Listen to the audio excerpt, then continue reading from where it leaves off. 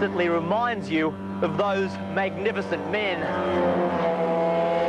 Men who didn't believe that if man was meant to fly, he would have had wings.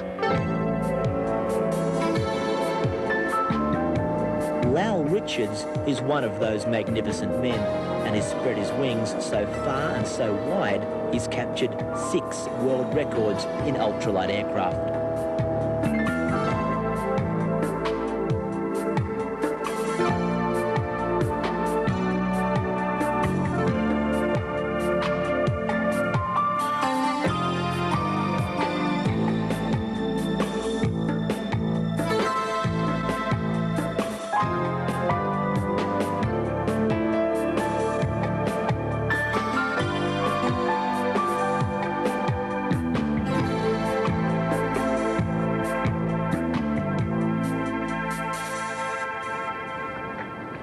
In 1984, Lowell set a world record for a cross-country flight, flying from San Francisco's Golden Gate Bridge to the Statue of Liberty in New York, a distance of 3,000 miles, or about 5,000 kilometres. The time, 5 days, 23 hours and 52 minutes. Oh, and just for the record, he didn't use a compass. The former Army officer turned attorney at law completed the coast-to-coast challenge, navigating from road maps and checking landmarks along the way. Rudder, check. Elevator, check. Ailerons, check. Okay, Lowell, before you take off, make sure you zero your altimeter. Check your cylinder head temperature, make sure you're 200 degrees before you take off. And I'll come up here and get the choke for you. Okay, clear. This is how it was during the flight to Liberty. Lowell at the controls and his mechanic Craig Ponequin making sure the 35 horsepower engine kept ticking over.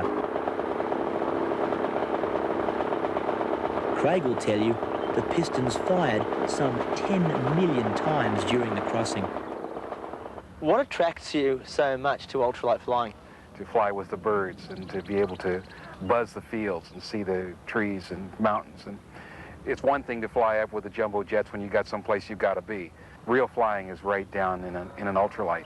I find that it's like the difference between riding a motorcycle and driving a car. You have a feeling of openness and freedom.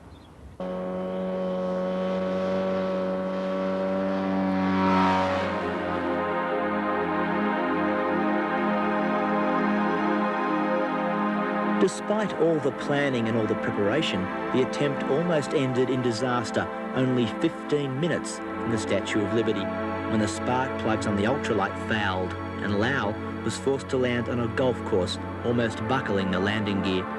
The plane had to sit on the 4th green until the following morning, when the plugs could be cleaned and the attempt completed.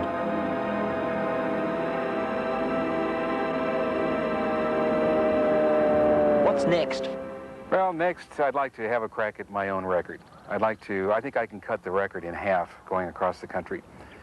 Take the southern route across the United States where it's a little bit narrower and it cuts the mileage, but I could do it in less than 3 days.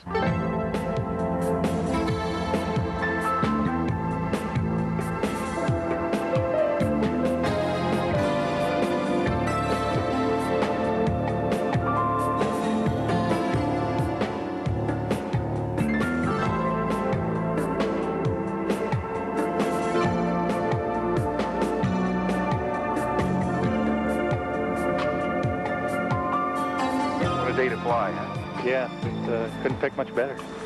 You know, we got to do something else now. What can we do after we set the records across this country? Well, how about taking on the world?